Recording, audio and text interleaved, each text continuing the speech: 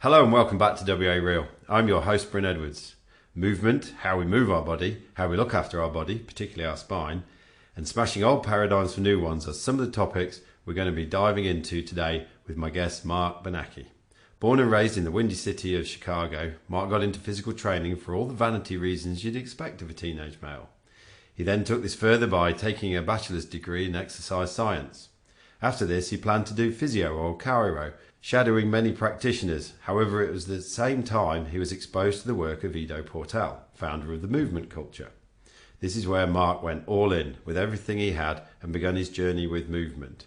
In 2015, he quit his job and bought a one-way ticket to Ido's movement camp in Thailand.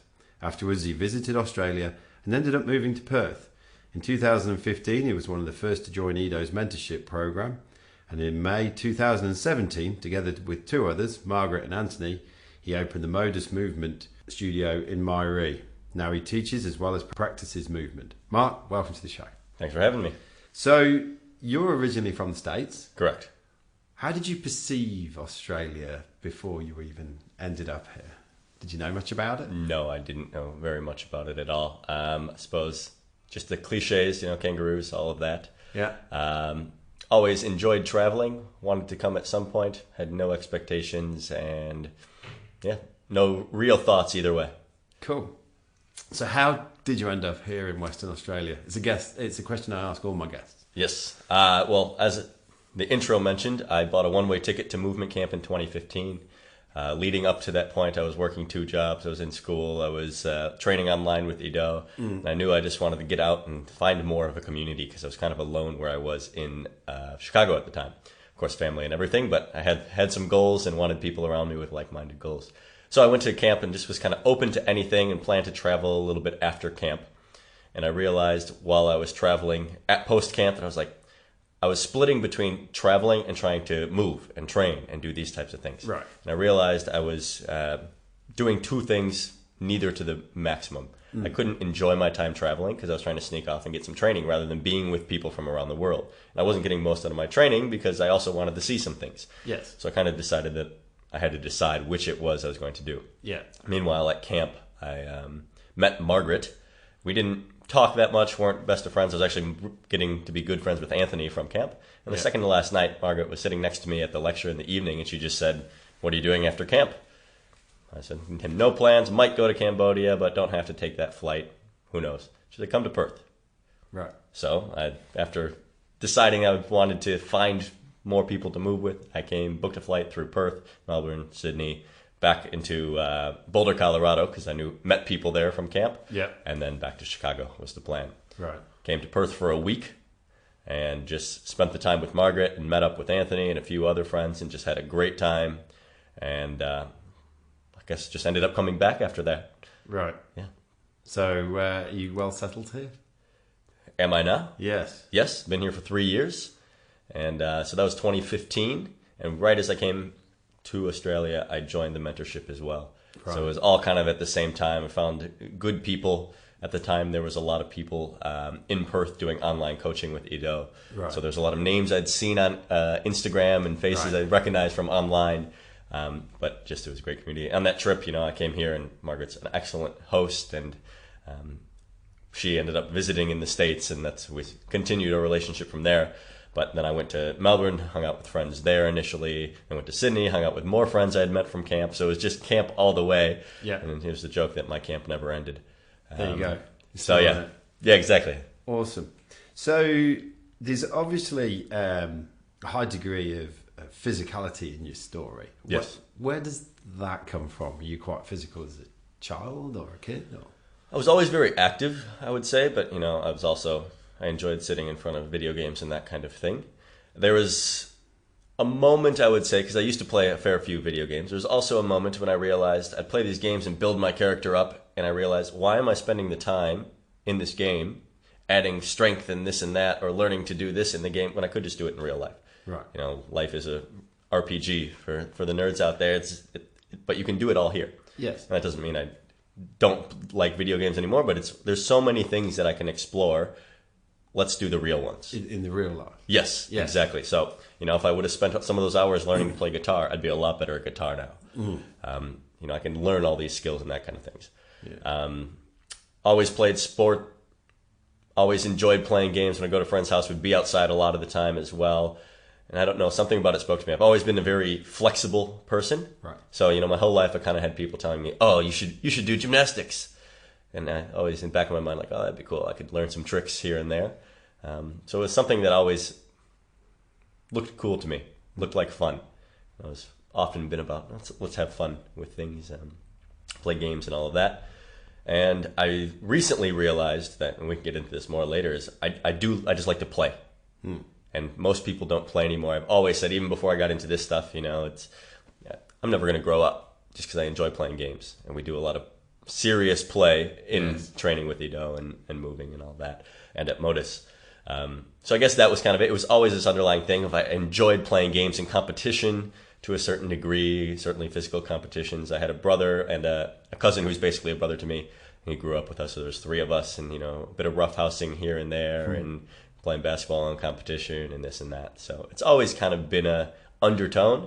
And then, like I said, at some point, I was the youngest, so my cousin started getting much stronger than me, and I needed something to do in between rounds of video games, so I'd go get on his bench press and start doing that. Right. And it really just snowballed from there as I tried to get more information and just dive in deeper until I found Ido's work, and never looked back, really.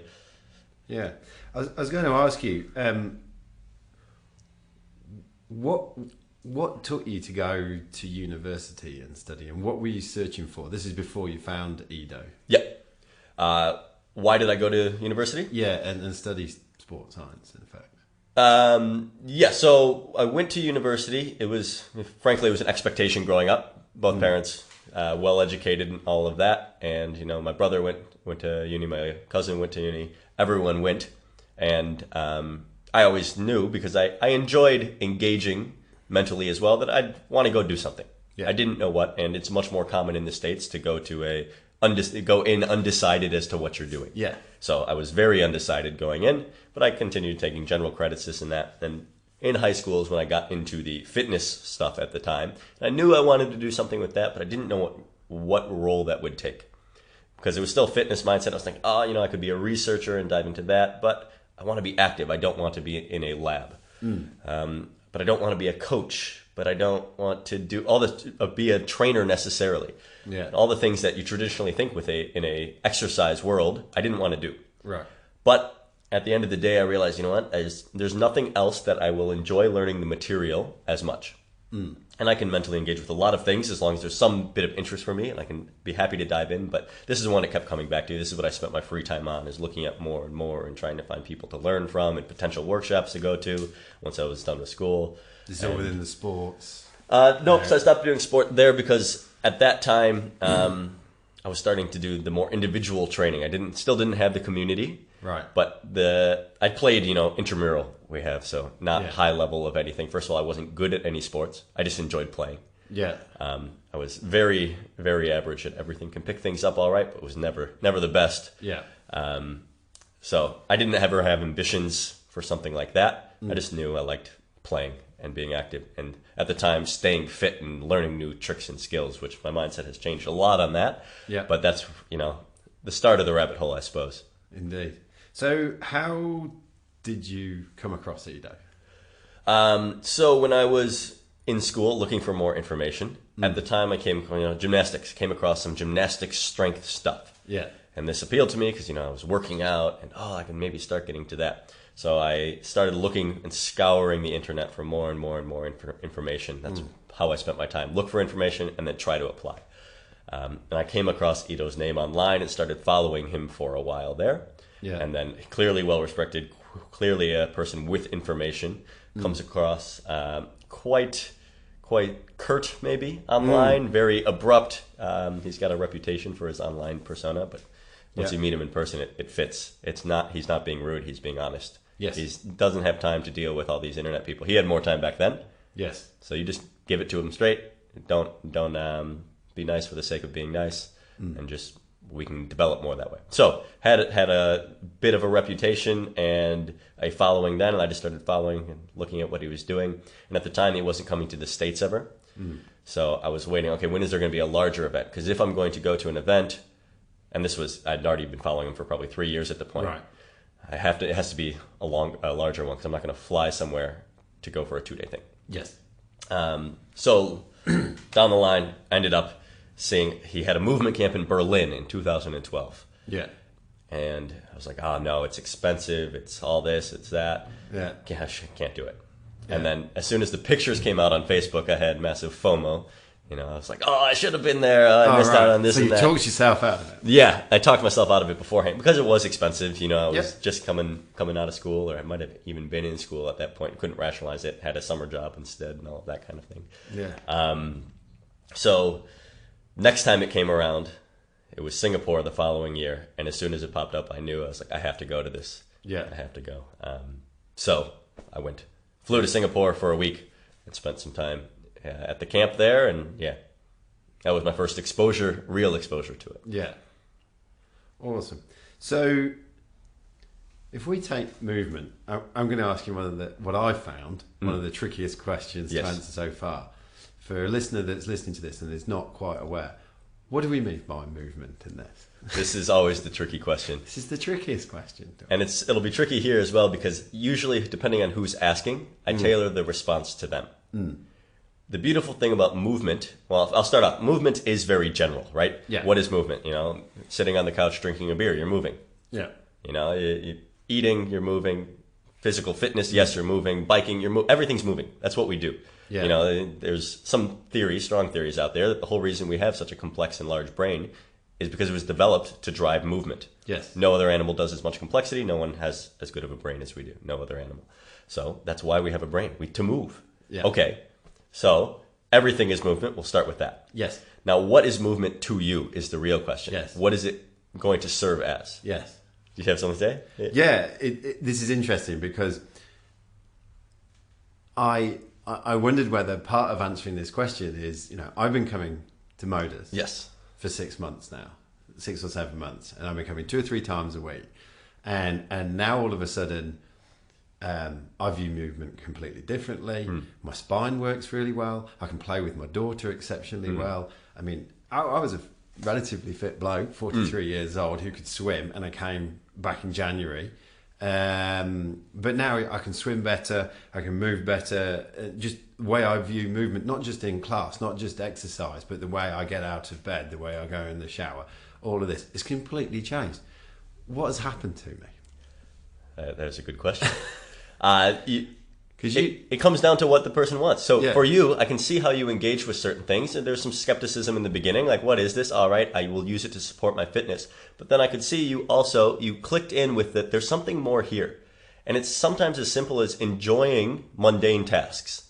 Yeah. Because everything we do is movement, it's like, wait a minute, I can look at this and look at it a different way and suddenly realize, oh, that's something to train. Or that's something that I can enjoy that, oh, wait a minute, I performed it differently without even thinking about it, if that makes any sense. Yeah. So you can see there's more to it than just the fitness. So I mentioned earlier, my perspectives have changed entirely. Yes. So for the individual, the movement serves different purposes. For some people, it serves more of this fitness realm. And for everyone who comes to us, it serves the fitness in their life. Some people do more and other things on top because they have different goals, but that's fine. So some people just need to be able to move because why do we need to be the goals? I need to be fitter or slimmer or this and that. Yeah. I need to be fit because I want to age well and stay strong and not be crippled and still be able to do all the things I want to do. Yes, but there's better ways to do that than the traditional models of getting fit. Such as? Such as, how is your bench press going to help you with your day-to-day activities? Maybe you like hiking, maybe you like tennis. How is that really helping you? Yeah. Okay, yeah, we can get stronger in this and that, but what else can we develop? You can spend your time doing a lot of things, and I found let's do the things that give you return. Yeah. It may not be fun always, but it leads to something. These some things then start to carry over.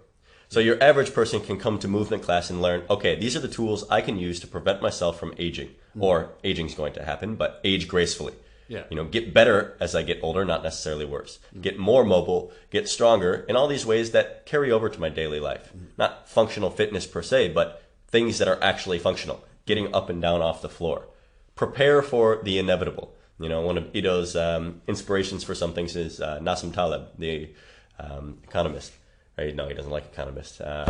Forget his actual title he prefers. But he talks about black swan moments. Right. You know, when everything hits the fan, were you prepared for that? No, of course not. That's why stock market crashes in this mess with so many people. Yeah. Okay, so we prepare for these times. When the worst happens, oh well. I mean, you saw our project on falling. Yes. Comes a time in everyone's life when it's not if you're going to fall, but when you're going to fall. So let's prepare for this. Because you don't want to realize, oh, I should have prepared for this when you fell and you broke your arm and you don't know how to get off the floor. So we can learn how to fall. We can learn how do you get off the floor in various situations. The biggest thing I think people get is learning to think out of their box with their body. Yes. And I spoke to someone yesterday about this because, okay, you're driving down the road. I have to get to work. Oh, this road's closed. I'm going to go home. No, you find another way. But because our lives are so rigid and we've removed ourselves from our physicality, we kind of just take that approach. Oh, I've got this, therefore I can't. Or some people will say, you know, I know how I have to keep moving as I get older. The woman yesterday, I've got a 98-year-old mother who's telling me, keep moving. I'm the one with arthritis. She's doing great, but she always has told me, you have to keep moving. Yes. But how? Right? People don't know the tools. They don't know how to think out of the box because their life has been chairs into sitting to go to work, into sitting at the office, to come home. Oh, a long day. I'm going to go sit on the couch. And then every few weekends they go maybe do something. Even your standard forms of exercise. Very rigid. Very rigid. Running. Repetitive. Swimming. Yeah, always repetitive. Yoga, CrossFit. It's all the same thing. Same thing. Same movements over and over. Same movements over and over and over again. And I think this is one of the things, like quite early on, that clicked for me is just how confined into my body and the habitual moving behaviours I was. Yes. And then I look around at some of my friends and colleagues and just people on the street and the way they walk and everything, and it's all just the same. Yep. And before I came to class, I felt like I was needed to do something, and now I just burst out into my body. Yeah. And it's amazing. There's so many things you can do. There's moments like, oh yeah, I can move this way and that way, and no reason. It's just, hey, there's something to explore there. Let's see what I can do. Yes. Oh, you look at someone, you start noticing, how do they walk? This is the thing I notice. You know, you pick up these extra details, like, oh, look at that person's walking different from that person to that person. Wait, how do I walk? Oh, yes. Can I play with this? Can they, different cultures walk differently. You go to South America, they walk very differently. Yes. And you pick up something there, but it's a cultural thing. There's not a way to walk. We don't all walk the same. So you can get fascinated by little details like this for the people who want to take it further, if you're so inclined. Yeah. So then we've got the people who just want to age gracefully, play with their kids, as you mentioned. You know, most people, like the example is the squat, because we're advocates of squatting regularly as a rest position. You know, you look at the 2-year-old. They drop something, they squat down, they keep playing with it there. Whereas most of us, you look at a squat, or you look at an adult squatting, and you go, no, why would I do that? Right. I can't do that. Yes. What's the purpose? Well, of course, there's the basic functions of your knee, your ankle, and your hip, but it's also a useful position as a way to get off the ground if you fall, or to play with your kids, or if you're gardening, rather than crawling around on hands and knees, just squat and walk in the squat. Use it. And of course, you go to many third world countries and they squat. No chairs. Okay, we squat. We use it a lot, but we've lost it as well. So for some people, it's regaining this body level. I need to have my body functioning so I can live my life without this getting in the way. So for a listener that's listened to this and it's like, it all sounds great.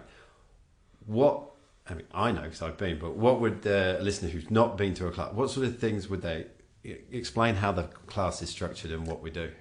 So this is another tricky thing, right? Yeah. What is a movement class? There isn't a movement class. It's not a thing. We want to work with students because it does change, and you can't just get everything from a class. I mentioned our project of falling earlier. I said that.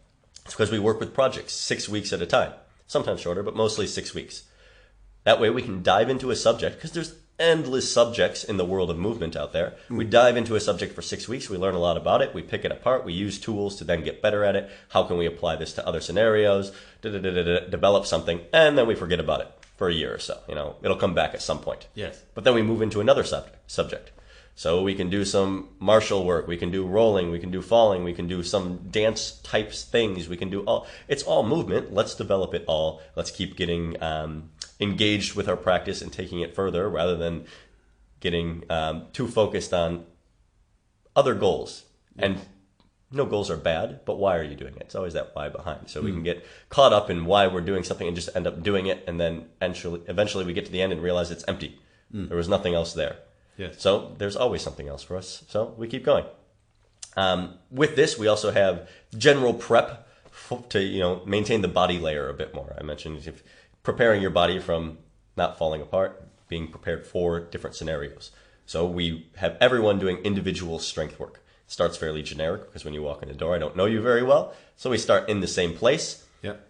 And we give you the prep work to start developing certain types of strength, certain types of mobility. And we pride ourselves on being very effective with this stuff. Don't need to be doing tons of strength work and mobility work. You just need the tools that work in the right dosages at the right time. Everyone's got different limitations, so it needs to be, all those different factors are different times, different dosages for different people. Yeah. But the tools remain similar, and it's just learning how to apply them in the right scenarios. Because I've found it is very individually specific, yet very general at the same time. Like everybody's kind of doing the same thing, but they're at different places as well. Yep. And I've also been interested with this idea of mobility, which is the mixture of strength and flexibility together. A lot of people will go off and do strength and hit it out in the gym, yet they're rigid as all. Yeah. And then others may well go and do yoga, yet they're not exactly strong. They can't pick a box up or stuff like that. So, this nice mixture of strength and flexibility to bring mobility. Yes. Is really fascinating to me. Oh, for sure. You touched on a few subjects there as well, because this is why we need the individualization. We've got some people who come to class who their background's in weightlifting, or some high-level CrossFitters who need to get more mobile. In the same class, you get a yogi who is very weak, needs a bit more strength work. Yeah. Okay, what do you give them? They both need to work on similar things, but in different ways. The yogi, you need to put a bar on their back, get them stronger, get stronger hips, and this will start solving some issues.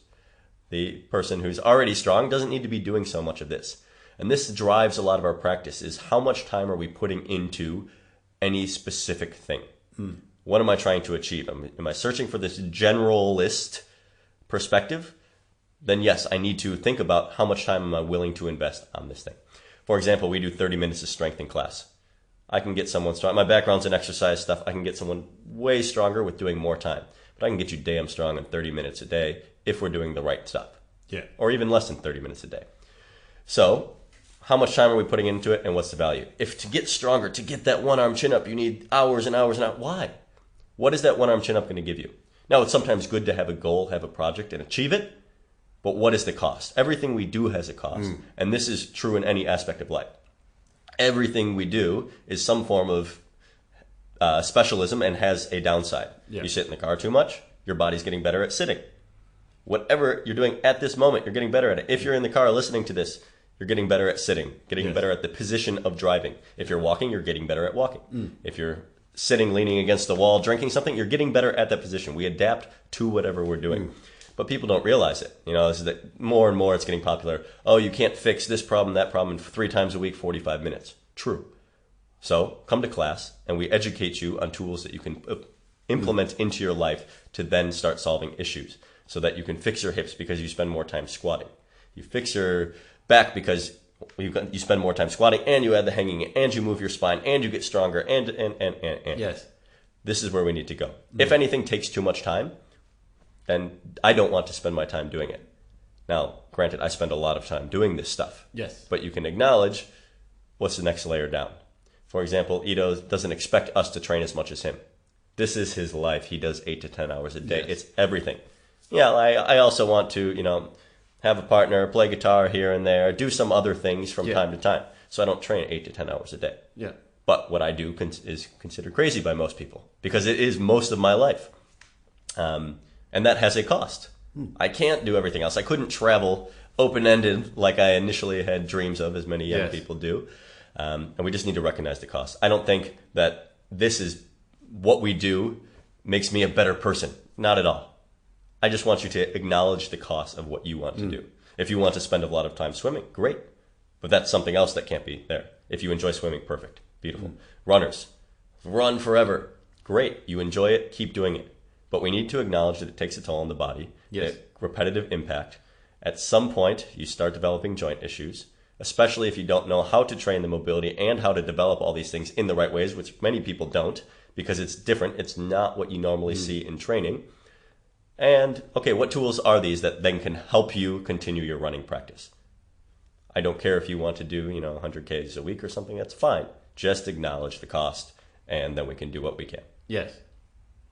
I think one of the unique things I've found about coming to class has been, or one of the most challenging things is, I've come from a background of setting a goal and going and achieve it. So I swam to Rottnest and I've done stuff like that. With coming to class at Modus, it's almost, I've not, right from the start, I knew it was good for me, but I couldn't tell you why. Yes. I just knew it was good, and knew it's something I was going to have to do for my own physical well-being long into the future. And then the next thing I had to do was I had to give myself up to the process with no idea of where it was going. And I think that is probably one of the most challenging things, and probably one of the reasons why it is difficult for some people. If you've come from that, oh, well, where am I going with this? Where am I going with this? That coupled with, I remember the first day I came to class, I'd been swimming in the morning. I felt really good because, it's what I'm good at, this, that, and the other. I turned up at class, I was a complete movetard, and I'm right back to the beginning. And so, it confronts your ego as well. So you don't know where you're going.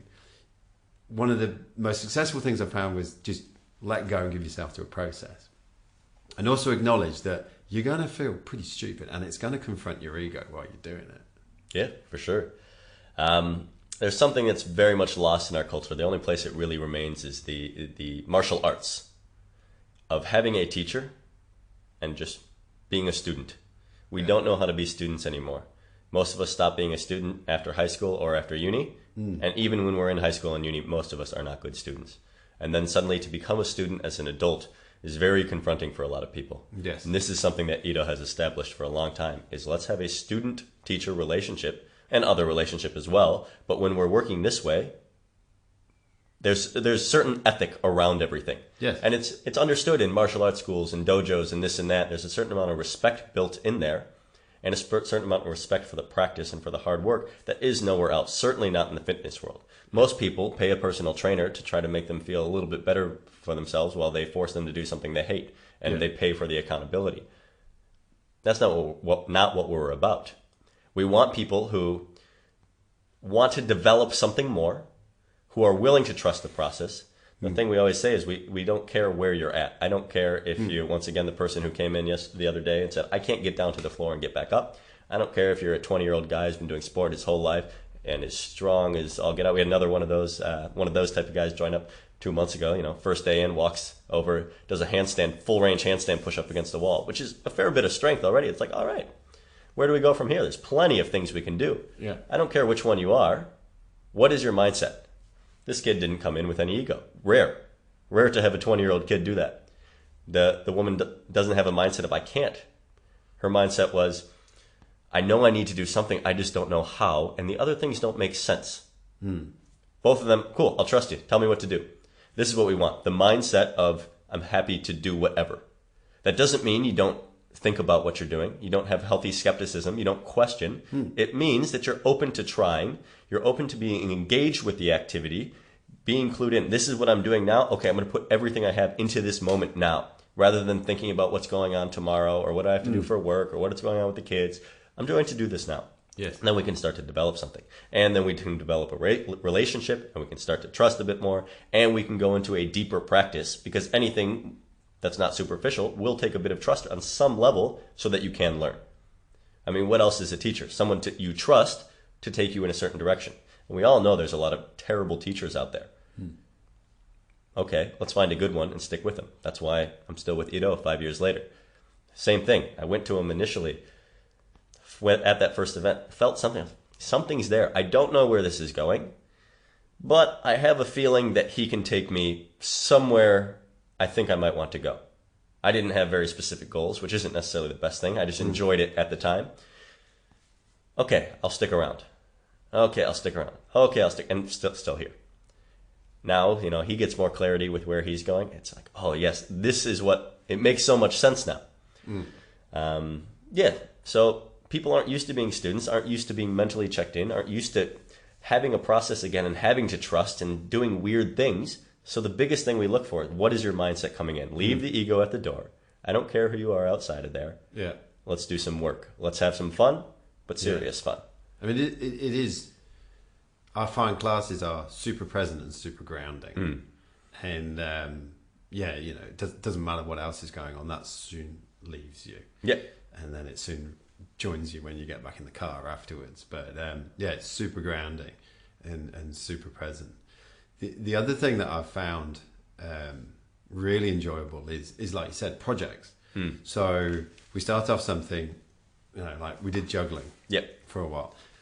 Yeah, I did a little bit of juggling when I was a kid, stuffing around, and then we practice, and then just as we're at the point of getting all right at it, we chuck it away, and then we go and do something else. And I've heard Ido talk about zone 1, 2, and 3, exploration, perfection, and then maintaining. And I love this idea that we're almost you're just feeling comfortable in zone 2, and then it's time to chuck it away. But traditional fitness is zone 3, 3, 3, 3, and 3. Like maintain, maybe push it. But you're not learning anything new. And I realised at the end of, it's not just physically what's going on. You mentioned the brain earlier on, and it's there to move us. I realised at the end of that 4 or 5 weeks, it didn't matter whether I could juggle or not. I'd created a whole stack of new neural pathways. They actually did a study they've done a few studies on juggling. There's a more well-known one coming out of Sweden where they took, labeled as elderly population, 60 plus I think was the age range, and they gave them the task of juggling. And they said, okay, we do a brain scan before, go juggle, here's how you do it, go. Come back in, I don't know how long the time was, 4 weeks, 6 weeks, something like that. Come back, and they do scans again, they do all this stuff, and they see how successful they were. About half the group succeeded at the task of juggling. The other half didn't. Same results from the brain. Yeah. Novel movement patterns. This is what so much of us are missing. Kids learn things fast. They have far better neuroplasticity. That's fact. But a lot of us think, you can't teach an old dog new tricks. Yes, you can. You just have to not care about looking stupid while you're failing at it. And then have a process to get you there, of course. Yeah. But so many of us have an ego. You can see it in kids around 7, 8. They start developing this sense of ego, sense of self, sense of, I don't want to look stupid in front of my friends, my parents, other people. And then suddenly we just shut down. I don't want to do something I'm bad at. So I stick to the things I'm good at. Safe, comfortable. Safe, comfortable. I'm good at it. I'll always be all right. People will applaud for me because I did pretty well. No, you're not learning something new. If you don't feel stupid at some point, or uncoordinated, or whatever you want to call it, you're not learning something physically. So this is that moment we look for. We try to find these moments where you feel like you can't clap, you can't put your hands together. It's too difficult. Oh, they come thick and fast. Yeah, exactly. Because we constantly want to keep you guys learning and learning and learning. And next thing, okay, you got that one? Cool. On to the next one. On to the next one. On to the next one. So it keeps moving. And it gets tricky sometimes, right? We have 6 weeks to do something. We dive in. You feel like you're just getting somewhere with the juggling. Well, there's a few things to address there. One, some people did far better than you. Some people did far worse than you, because there's the full spectrum. So some of them, they would probably say, oh, I feel like I was just getting there. You look at them and said, oh, they got there. The people below you look at you and said, oh, I just wish I was there. The big thing is that you've been exposed to something. You have the tools to take it further if you wish, and you've developed something. Cool. Maybe in a year's time, we bring juggling back. And then you start from where you were before. Oh, hey, I know how to do this. And now we can go to a higher level. And it will keep moving forward this way. Exposure, digest it a little bit, move on to something new. Eventually, the same thing or something similar comes back. Those who have already done it get a higher level. You've seen some of the spine work, the circles and waves and all these things we do with our spine. Okay, if a certain level of quality is there, come next time, you get the next layer, and the next layer, and the next layer. And some people, depending on how frequently you're practicing and coming and all this, they have a ceiling. They won't go so far. They're stuck at, we'll call it a blue belt or whatever you want. The people who are training harder, they'll get to go to further layers. Comes down to, what do you want out of it? What purpose is it serving in your life? We can take you where you want. So we got some guys who train twice a day when they can. And that's many days for some of them. And if they're not in, they're doing it at home. Cool. We can take you to a further level. We can start giving more projects. We can trust you to have a process and to work with quality on your own so that we can give you more interesting projects and keep going further. So it can serve the purpose for whoever it needs to be and on multiple layers, physically, mentally, engaging. I think this is where it started to drop for me, that it wasn't just my body I was training. It's also my mind. I'm taking on lots of stuff. I mean, I take on lots of stuff anyway by doing this podcast. And it sort of dawned on me at that point, I think this is one of the reasons why I love the podcast, is because I get to sit with different people. I get to delve in the story. I learn some stuff, and then boom, I'm on to the next one. Yeah. So, it's fascinating. The other thing I really like, and it's splashed up on the wall, is every day is spine day. Yeah. And I've seen Ido talk about, we all take our spine for granted, but one day, we've all had that day when it's like, I've thrown my back out, and then it's you ignore it, and then until the day that it causes you pain or it doesn't work, and then you want it back. Yep. And then it says, I saw it a thing where he's rubbing his middle finger around his face as if saying, "Oh, fuck off! Yep. You've ignored me, and now it's time to look after me." I think that's really important. That's really grounding. Yeah, 100%. The Chinese have a saying, I don't know where it originates from, but you're as old as your spine. You ask anyone with spine issues, back issues, they'll tell you this is true, whether they're 20 or 80. The 20-year-old with a bad back feels like they're 70, 80. The 80-year-old, you see some of the guys in China who've been practicing certain ways for a long time, they look and move like they're 40 or 30 or something like this. Yeah. It's like, and then they tell you they're 80. It's what? Yeah. We want the spine to move. And there's a lot of bad ideas of what should a spine be able to do. People talk about having to brace it all the time. Yeah, but your spine does this and moves in this way and that way. And it happens in day-to-day life. Okay, we should prepare for that. This is a concept that we use for the whole body. Ido's talked about it, bulletproofing. Once again, that black swan moment. What's going to happen? We don't know what's going to happen, so let's prepare for it. Prepare for the unknown, or at least be able to deal with unknowns in general. So for the spine, yes, okay, a neutral position is very good for the spine. It's very safe. But if you only ever train in a neutral position, one day life is going to take you out of that neutral position, and it will be a bad day for you and your back, and then you'll be old.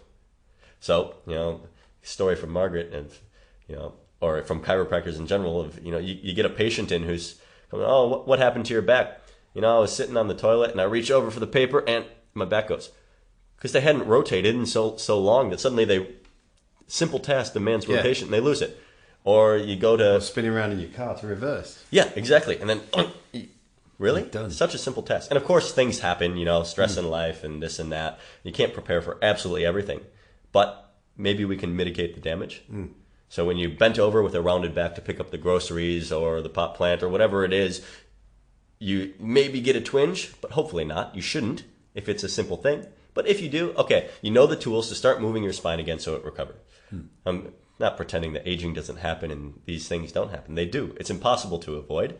But what can we do to mitigate damage and then recover quickly and make it's not a thing? I've got this little twitch in my back. Guess this road is closed. Let me find another one to go around so that my life can continue. I don't have to go lay on the couch for the next 3 days. Yes.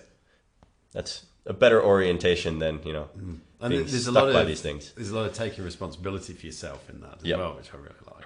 That's why we have notebooks, right? Indeed. That's why you're not a member, not a client, you're a student. Yes. Right? I expect you say mentally engaged in class. You have to be present. Yeah, because if you're not, you're going to be lost. It's a lot of information, as it should be, because we're learning something.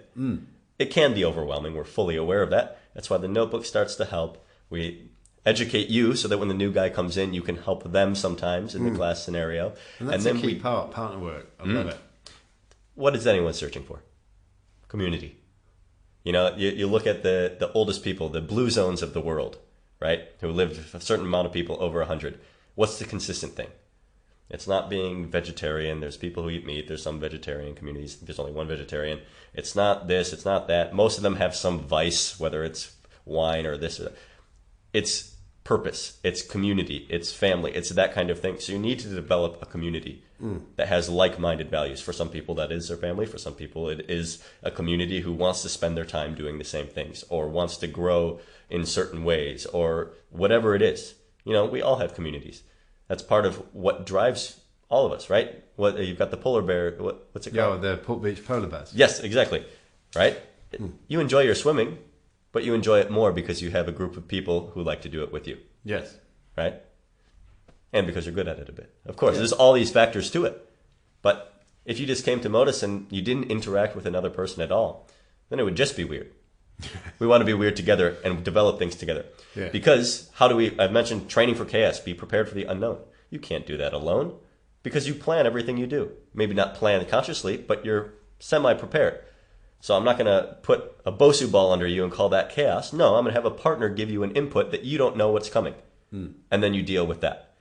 Then the best part about this is that the partner can be a good partner and not just arbitrary, this and that. You see your partner struggling with something, you can help them out to their level. You see you've got a really good partner, you can help them out to their level. Same thing. And you learn at the same time. And you learn.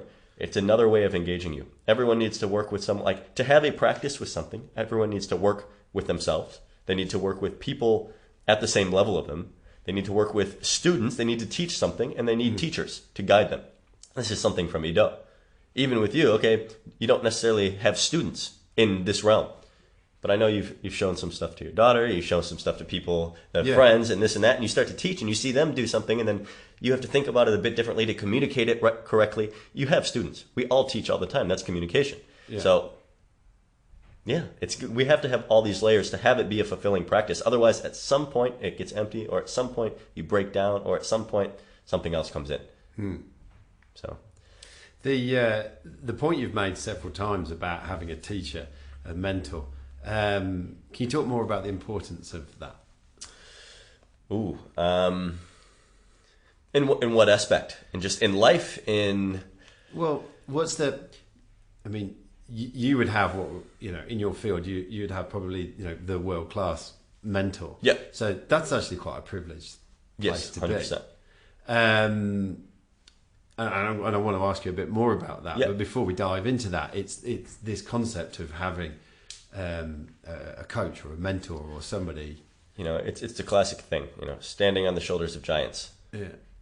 You hear us here today. You don't have to know how this microphone works. You don't have to know how this or that because someone else did it. You don't have to know how to do a podcast completely from scratch because you had Bryn to help you. Yeah. We all look for people to direction. Otherwise, if we didn't have someone to guide us somewhere, we'd have to reinvent every person's life. That doesn't make any sense. We all have mentors along the way, to various degrees, parents or parent figures for those in different situations to help you in the beginning stages of what do I do? Where do I go? How do I do things? Not just to take care of you, but to teach you. This is all obvious to us. Yet suddenly we get to certain aspects of our life, certain fields, and we think we can do it on our own. Really? How far does that get you? It's a rare person who can truly do stuff on their own. And even if that's the case, how far did they get? It's the collective knowledge. And my teacher's collective knowledge from his teacher's collective knowledge from his, and so on. Yes. It just keeps going. So that's what it is, right? I know some things now. One of the reasons I have stuck with Ido so much and why I finally bit the bullet and went to him, because I tried to do it myself. I scoured the internet for free information, and there's a lot of free information out there. I was on the internet. I know a lot of things. It's pretty funny, because I was digging so deep, people I know now, I'm like, oh yeah, I read this about you back in 2011. They're like, what? Because I've seen it all. I tried so hard. Didn't work. I got injured here. I got injured there. Now I'm injury prone because I've tended to be mobile in my life. Mobility is easy for me. Strength is not one bit. And I've suffered in some ways because of that. Other ways it's a blessing. Yeah. But I needed someone to guide me. At the very least, so that I know that the thing I'm doing is working or not working. Or the thing I'm doing, is this going to hurt me? No, just do it. Okay, I trust you. I'll do it. It takes your mind out of it in a certain way so that you can be present with what you're doing now and instead of what maybe should I possibly be doing. You can see it all the time. People, but what about this? What about this? I want to. Yeah, okay. I heard your goals in the beginning. That's why we put the goals down so I know where you're headed. Concerns, injuries, these kinds of things. Now there's a process. Please trust it. We can't expect everyone to walk in with a perfect mindset. Once again, we're not all good students, but we can help that process, help educate on how to be a student, and hopefully build some rapport and trust with us so that we can develop, so that we can help you with your issues and get you to goals and show you goals you didn't know you had. Yes. And all of that type of stuff. You need someone to guide you in each thing you do. I mean, think of anyone of excellence. Did they not have a mentor? Yes. Exactly. So I think it's needed. If you want to strive for excellence, get a mentor. I have no aspirations, just easy example, to be excellent at guitar. I don't have a guitar teacher. If I ever want to commit to it more seriously, I will get a guitar teacher. For now, I'm enjoying the process of doing it alone. The cool thing is I know how to learn. So I can apply things that I've learned from my movement practice to guitar. Because what is guitar? It's movement in a very specific way. Yes. But it's moving. So I can apply similar principles. But still, there's people who know it far better and always will. I'll learn from them if I want to get serious about it. So how did you move from going to movement camp, following Ido, to actually being one of his mentees? You were in the first group of them. Yes, I joined when it started in 2015. I think there's a few sides to it. Like I said, I went first in Singapore, and I knew there was something there, and I didn't know what it was. Now, like many people out there, I instantly started looking for information, more information. This is a common thing that we miss, and this is where, the student and teacher relationship is important, because in this current world, we always want more. We want more information. Ido's line is an age of misinformation. There's more bad information than good information, but there's no shortage of information for sure. Yeah. But the information I got from that first camp in 1 week could have lasted me at the very least a year, probably more. But what do? Go look for the next workshop and this one and this one. Why don't I just apply what I've already learned? Yes. We all have this issue. I want the next thing. Just do the work first, and then we get more information. So after that, I went. You're right. There is such an abundance of information, and people give away free content. And the specialism nowadays, I see, is actually helping people to do with it. Turn it into action and repeatedly do, and turn it into a ground out set of behaviours, rather than just some fancy knowledge that you can talk about in a bar but don't do.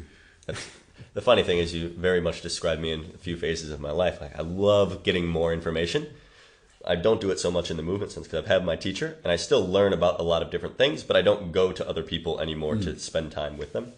But I love listening to so many podcasts, and I just listen and listen and listen. It's like, oh, that's cool, and that's cool, and that's cool.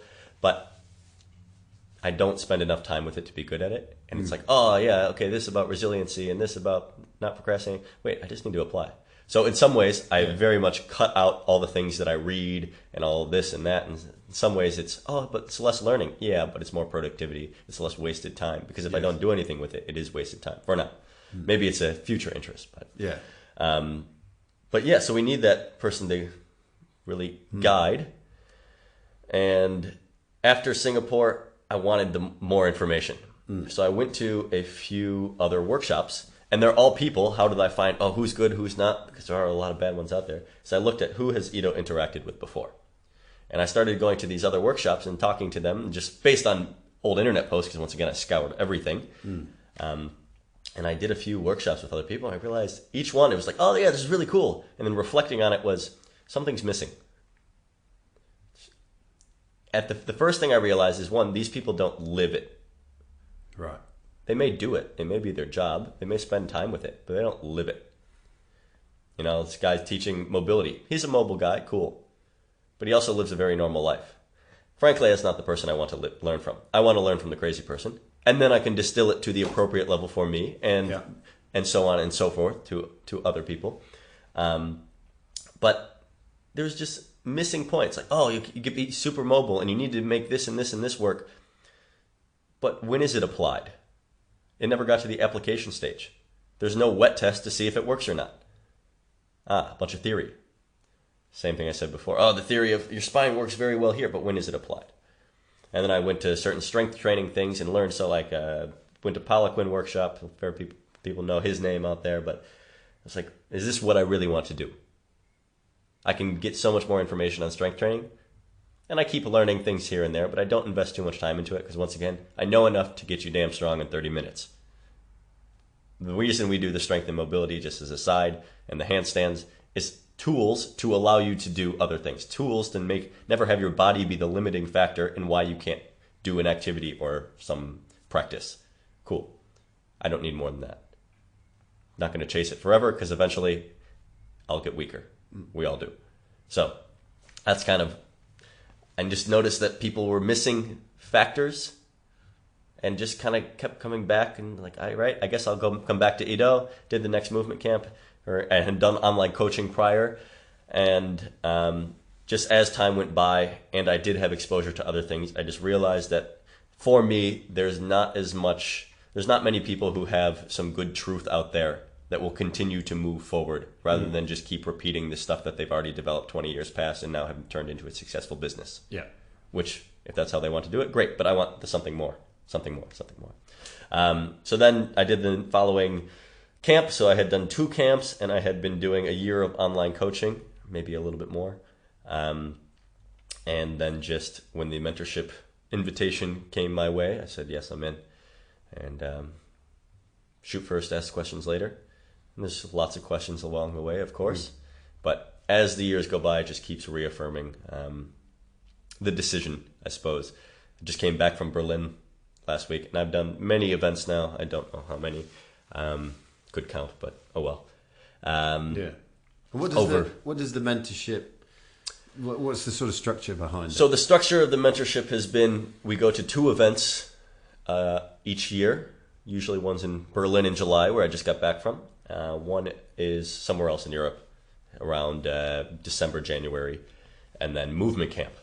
So the 2 regular events are our mentorship events, where it's just the people in the mentorship group, and we can keep diving into a deeper level. Then movement camp is the big event. This is the one that I tell people, if Ido's not in your backyard or the team's not in your backyard, go to this event.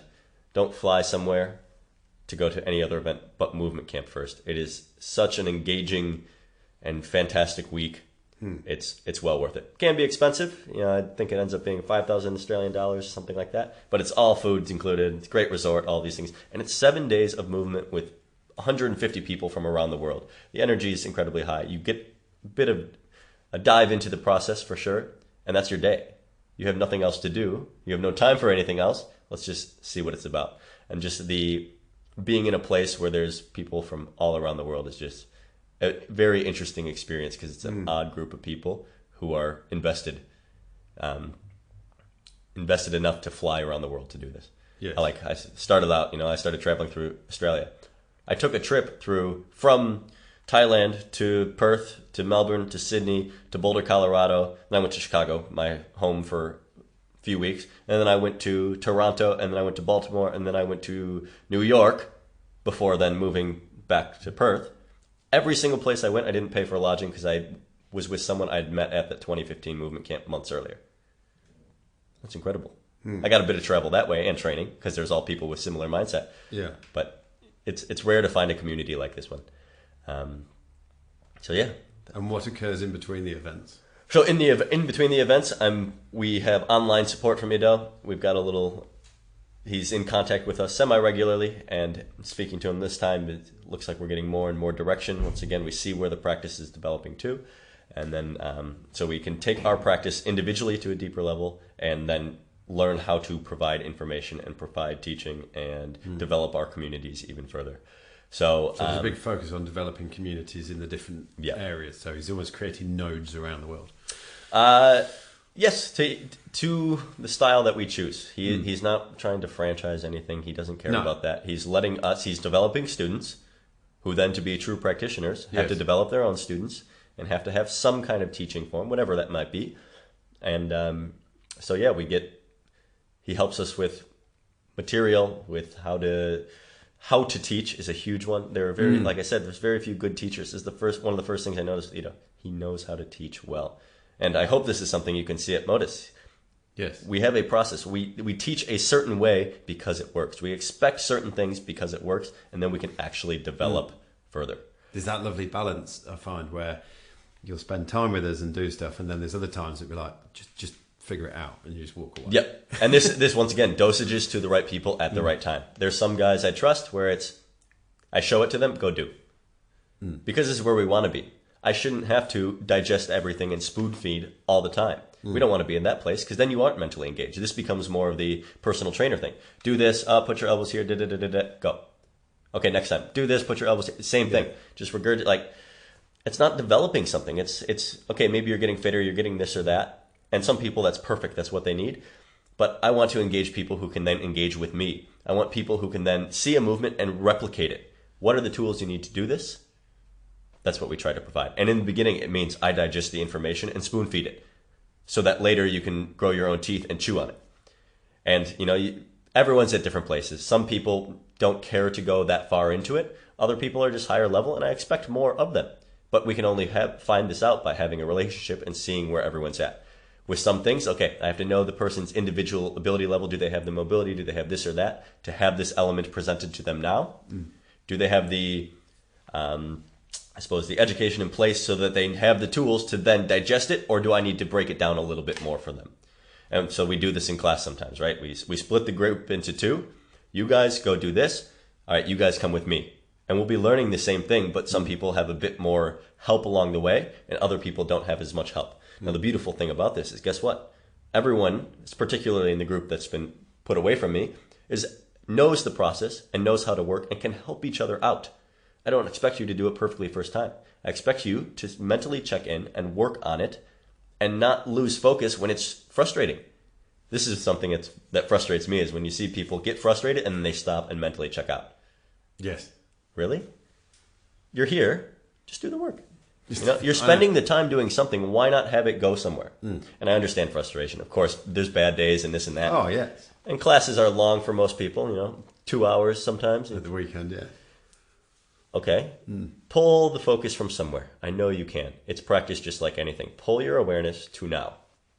Not the kids, not this, not that. Be present, please. And then when it's frustrating, good. That's when you're learning. Yeah. So that's when I find the best tonic is a smile at myself. Yeah. Because no one else is laughing at you. No. Right? But you laugh at yourself because it is funny sometimes. Like that takes a bit out of it, and then I go back and have another crack. Oh, and it's great. And where our current project is coordination. Oh, and the whole idea is there's some people who are more coordinated and less coordinated. It's not that you are uncoordinated. It's simply that you don't have exposure to something similar to what we're doing right now. But for everyone in the room, we take it to a level that's difficult for them. For some people, it stays simple. That's fine. They have more to learn in this realm.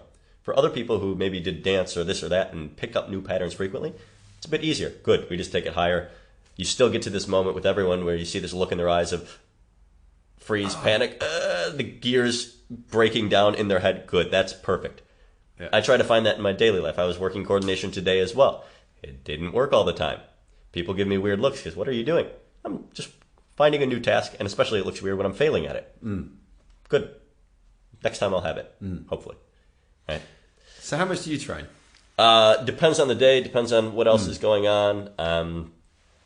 It depends on the community around. If I'm by myself all day, sometimes I'll get in 3 hours or so, 3-4 hours. Sometimes less if it's a really busy day, but I aim for 3 at the very least. Some days you just have a good community with you, and we dive into it, and you end up just kind of jamming a little bit and playing and trying this and bouncing off each other and doing this and this and this. As far as training, I have my program and all of that, but which comes from Ido. From Ido, he writes the program, but it's not like I have to mentally prepare. I'm going to train now. It's exploring a new subject and this subject and that. Yeah. So depends on the day, I suppose. But then we were in Berlin, and we started each day at 7:30 in the morning, and we ended at roughly 9 at night, 8 to 9 at night, and with the break in the middle in that. But that's a great day. Slept well. Yeah, oh great, of course. Where so you and Anthony and Margaret set up Modus. It's been going for just over a year now. Yep.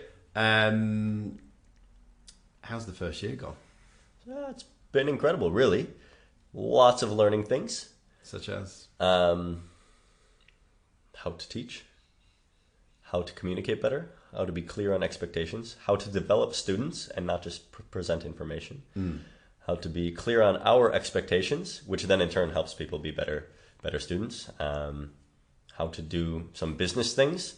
We are not a traditional business by any means, but we still have to do things on that side. Because you've almost got on the surface an indescribable product to sell. Yes, and it's very difficult, right? I had a good experience flying back on the last flight, coming back from Chicago, actually, the other day. I was sitting next to a guy and we started talking, and it's always been a difficult thing. I mean, it took us how long in the beginning? What is movement? And most people listening to this don't even know. Yeah. They still don't. And that's fine. They'll think they get it, but they don't, but they will, but they won't. Yeah, or even listening, some of them will be honest, like, I have no idea what he just said. And that's fine. Yeah.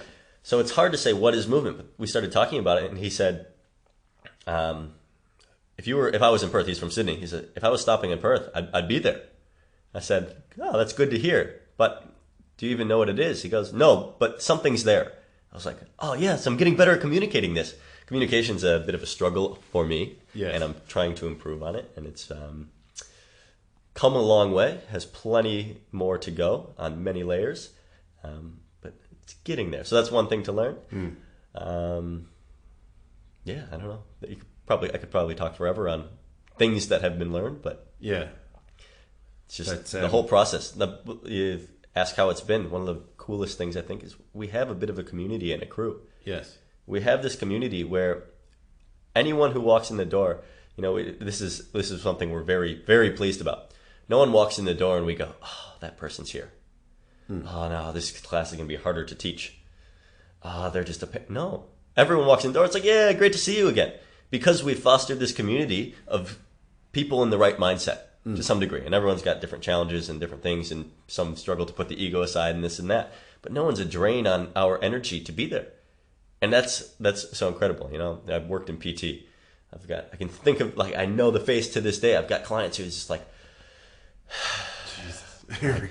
And they were at 5:15 in the morning. It was the hardest thing ever. Yeah. Like, you don't want that. No one wants that. Then what's the usual model? Okay, eventually I start managing people so they can take the bad clients for me. No, I've got people I want to work with. And the people who aren't a great asset will remove themselves because they never got in the right mindset anyway.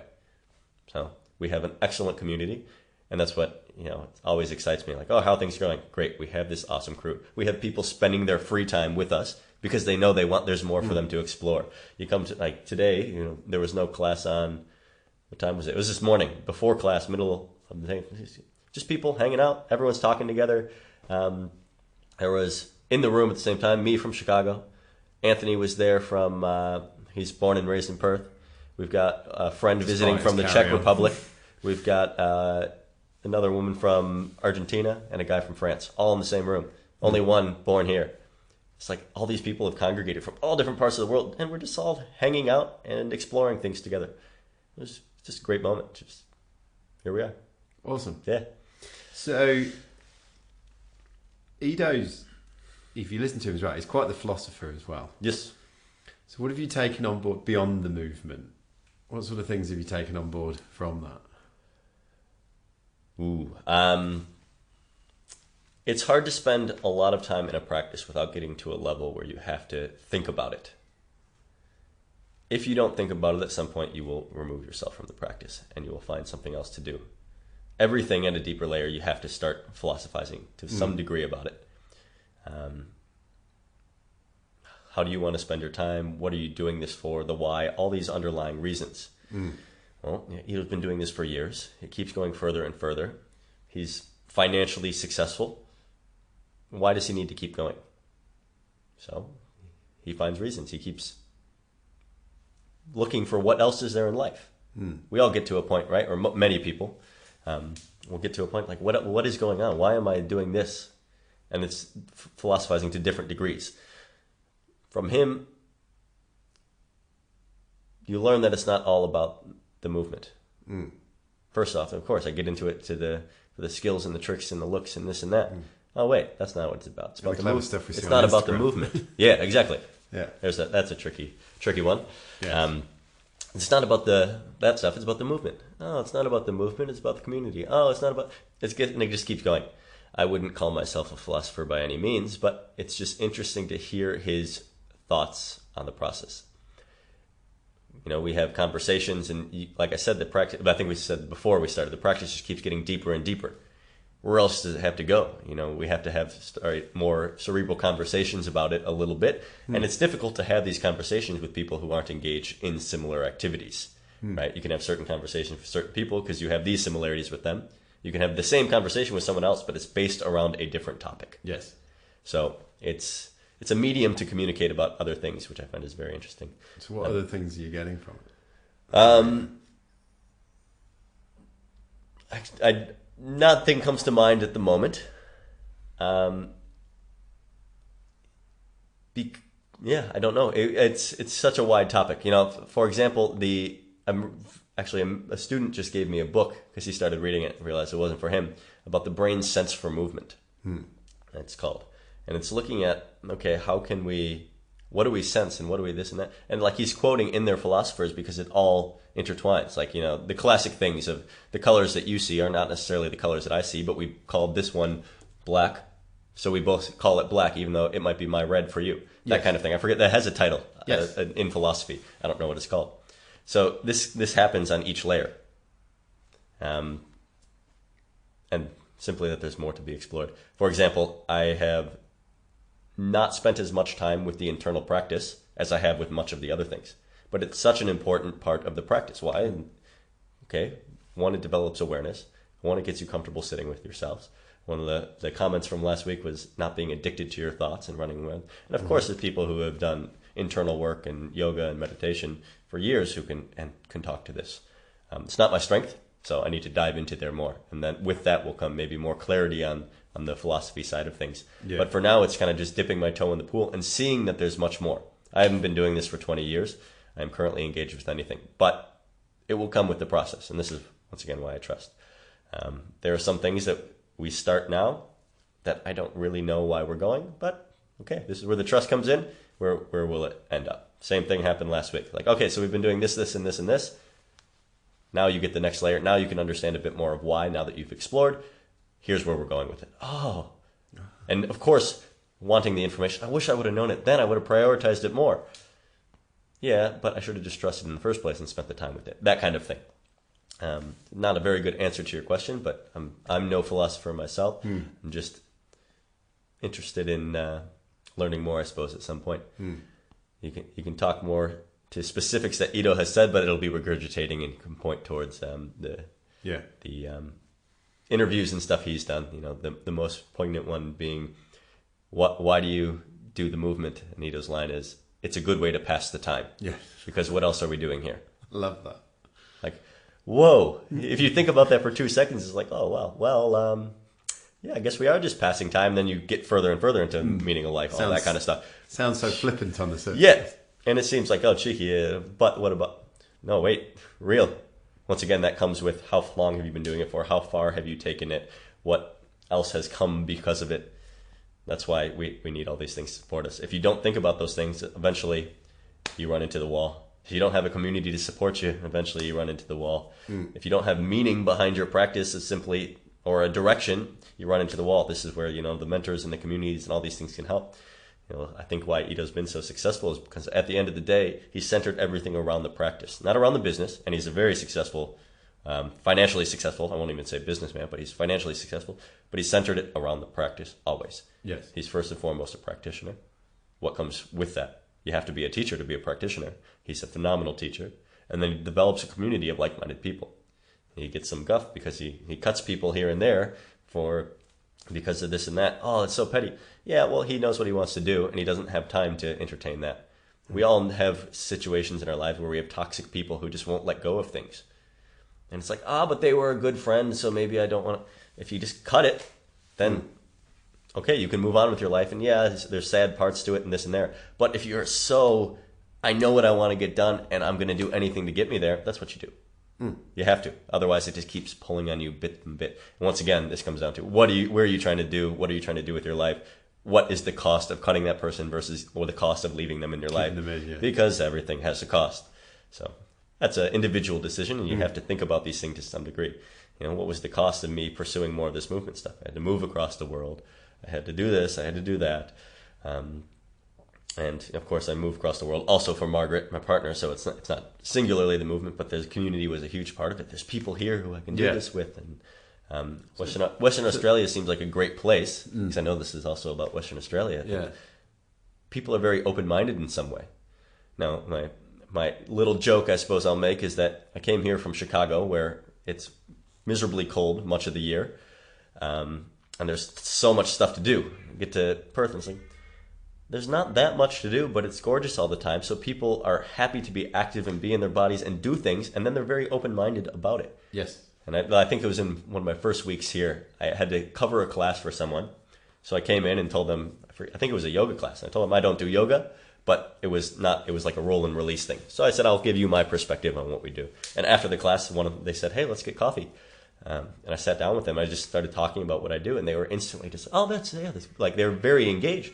And I had this moment of, that is not a response I would have gotten in my circles in Chicago. Of course, you could have found the people. There's always the exceptions, but in general, most people check out very quickly because it is hard to explain. Oh, you're not telling me it's this? Okay, then what? Oh, you can't tell me what? Okay, no, I'm not. Okay. So the people here are open-minded. They're happy to move. They're great. A lot of international people as well, which we see in our location. And it's just I like Western Australia a lot, and that's why I'm here. So what have you learned about Mark during this process and about yourself and your sense of identity? I suppose it's a tough question as well. If I have to verbalize more philosophical things again or struggle to, it's a confronting practice in many ways, because if, for example, like I said, I'm not as developed on the internal work as I should be, and it's something I'm addressing now. Why can't I just sit? And I'm in general a very relaxed person. I'm happy to sit and do nothing, but why can't I commit to it regularly? Is there something that I don't want to acknowledge, or this or that? That as in being still. No, I'm happy to be still. I'm happy to do that. I don't know what it is that I was opposed to. I know it's something beneficial, and there's so much to be explored there. But I would do it, but never consistently enough. So now I've been consistent with it and seeing where the process goes, but can't talk to that until later. You know, I've learned it's easier for me to be an all or nothing person. For example, when I was in Chicago, I knew I had a deadline. I was working 2 jobs, like I said, in school, training online with Ido, which at the time was 3 to 4 hours. My jobs, one was in landscaping work and one was in personal training. So I could choose my schedule. I needed something to choose my schedule because I'd be up at 3:45 in the morning to get to work. And then I was training I made a decision. I said, okay, I want to do the things I want to do. The food's got to be good to support me. The sleep's got to be good to support me. I don't have time for social life, which is weird for what was that at the time, 21-year-old male, 21-year-old anyone really, to say that. No social life, because I knew it was temporary. And I just committed to it. And it was so easy, no wasted time. Let's just do this, this, this. But I have the tendency, when things are in moderation, to, I'm happy right here. I can be content with this. So I need to light the fire and keep moving, but do it in a way that's not all or nothing. And this has been often in my life. I can dive in all the way or half-ass it. So I'm learning, a huge thing I'm learning is how do I be productive while doing things in moderation. Now, my moderation is different to other people's. Some people say, oh, you trained 6 hours today. That's not moderation. Okay, what'd you do with your 6 hours? First of all, if it's work, okay, if you're signed into that. But anyway, that's another side of the conversation. So how can I be training to the fullest extent? How can I be thinking about where I want the business to go and developing students? How can I be doing all the work on the business? As far as, some of the business things, learning about marketing. Luckily, the other two are a bit better at the marketing than I am. But also learning how to do the programming and spend good time so that we can give the best product we can. And then communicating, okay, this is my vision for the programming. Hey guys, this is how we should present it. This is what I mean when I write this in words. How can I do all of this while still, engaging in the other things, while still supporting this and that. And it's been a process. I am by no means good at all of these things yet, but getting there in some regards. It would be much easier for me to say, this is all I'm doing. I live around the corner from Modus. I'm here every day at this time. This is when I do this. This is when I do that. Nothing else in my life except for this. Yeah. And I would love it. I would do very well with it. I would flourish. I think I could continue to build the community and all this, but I know at some point it would have to end because there'd be too many other things cut out. So my learning process is how do I keep all the things in without getting slack on any of them. Yeah. Because I am a very relaxed person in general. I can tend towards procrastination in some ways. So trying to avoid that. Awesome. What are the goals for the next sort of 2, 3, 4, 5 years for you? Most of my goals are really centered around Modus and the people there and the community, because everything can come of that. One, I just want to keep furthering my practice. There's a few other side projects I would enjoy to get into, like I mentioned, music here and there. I used to do a lot of music things. But for now, that's not the priority. That's the priority is having Modus be the place it can be. More self-sustaining. We have to leave 3 times a year to go training. Can the place keep itself going through the excellent people that have been developed? Yes. So far, pretty much yes, but we can take it further. Like I said, if we build the business and the community, it will all come from there. Then I can breathe a bit more easy on the fees that I pay Ido, which are expensive but reasonable because what I'm getting is priceless. And after that, then I don't know. Then I suppose this is the all or nothing coming in. Right now, I'm just looking here, and I will keep going that direction. From there, we'll see. And if you could go back to speak to Mark just before he goes off, before his first movement camp to Thailand, and give him a piece of advice from where you are now, what would that be? Few of them. One would be talk. I'm very, once again, I've worked on the communication, but it's had to come a long way. I'm actually hard of hearing, and I wore hearing aids as a kid.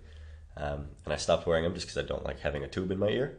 And I read lips, so I get by well enough without them. Because of this, I was very self-conscious as a kid that I heard something wrong. So I would never speak up because, what if I heard wrong and then my comment is stupid and people laugh at me? So I was very self-conscious, and so I just would be shy and just shut up and not say anything. Yeah.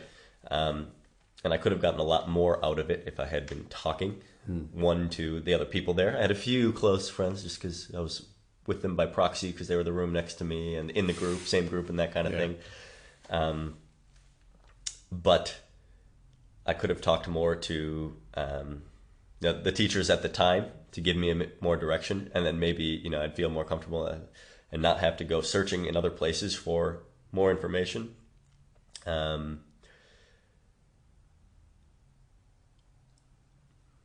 Now, it's one of those things where it wouldn't have fallen on the right ears. I would say commit sooner, actually dive in.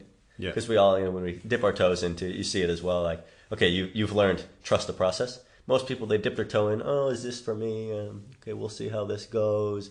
And then they kind of half-ass it for a while. And then some people, they get more serious because they see everyone else progressing so quickly. Like, whoa, what about me? Oh, right, I haven't been doing the work. So I would tell myself to, be a bit more, make fewer excuses, but once again, probably would fall onto deaf ears at that point. Main one would just be talk more, be more open, be more friendly. I tend to have a resting bitch face. Certainly did in the past. So, it would have helped. More confidence. And finally, for any of the listeners out there, a few words of wisdom from Mark. Move. It's pretty straightforward there. It's been said before. Yeah. If you don't know how, you don't have issues, we're here to help. But the biggest thing is find things that you enjoy. Find a process.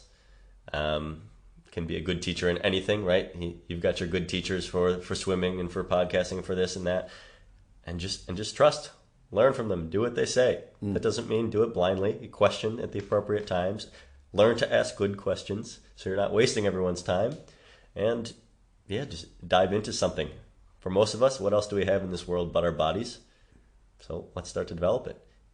We can't separate mind from body. There's interesting studies on all ends of the spectrum there, but we're all in this thing. So let's use it.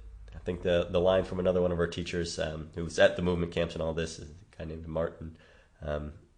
He says it's the user manual for your body.